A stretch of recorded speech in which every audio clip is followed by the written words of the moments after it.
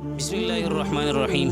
ناظرین، مولانا فضل الرحمان صاحب جو کہ ایک مذہبی رہنما بھی ہیں اور بڑی لیڈر بھی ہیں، ان کے کچھ ذاتی منفرد صفات ہیں جو کہ میں آپ کے سامنے رکھوں گا۔ پہلی صفت تو ان کی یہ ہے کہ ان کے اندر ایک ذاتی قابلیت ہے۔ مولانا فضل الرحمان صاحب کسی اور کے کندھے پر چڑھ کر لیڈر نہیں بنا، بلکہ وہ واحد جینون لیڈر ہے جس کا انتخاب مجلس عاملہ کے اس کڑے ماحول میں ہوا جس میں بزرگ علماء بھی اس کی نامزدگی کی موضوع پر آپس میں تلخ ہو گئے تھے۔ اس تلخی سے تو ثابت ہوا کہ جمعیت علماء اسلام کے عہدوں کی نامزدگی نہ تو ڈرامہ ہوتا ہے اور نہ مکمکہ، اور نہ ہی کسی کے ٹپا لگانے سے ہوا کرتی ہے، جبکہ دیگر لیڈران میں کوئی ایسا نہیں ہے جس کے انتخاب سے اس کے مقابل پارٹی کے کسی دوسرے بندے تک کا نام نہ لیا گیا ہو۔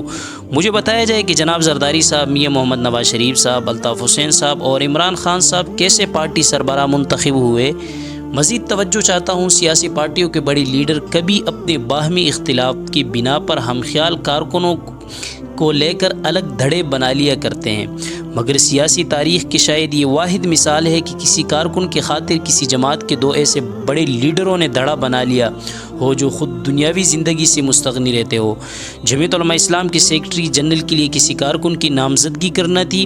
حضرت مولانا عبداللہ درخواستی صاحب جو جمعیت علماء اسلام کے امیر تھے، وہ مولانا سمیع الحق صاحب کو یہ منصب دینا چاہتے تھے، اپنے بیٹے کو نہیں، جبکہ خواجہ محمد خان صاحب مولانا فضل الرحمان صاحب کے حق میں تھے، اپنے بیٹے کے لیے نہیں۔ تفصیل اس کی الگ ہے، مگر اس اختلاف پہ جمعیت کے دو دھڑے ہو گئے۔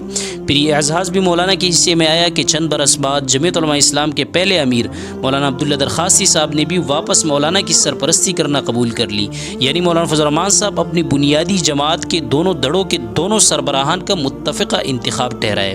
اس کی بالمقابل باقی چاروں لیڈرز کی پارٹی قیادت کس کس کے مرہون منت ہے یا کس طرح ان کو ملی ہے، یہ تاریخ کے اوراق میں درج ہے۔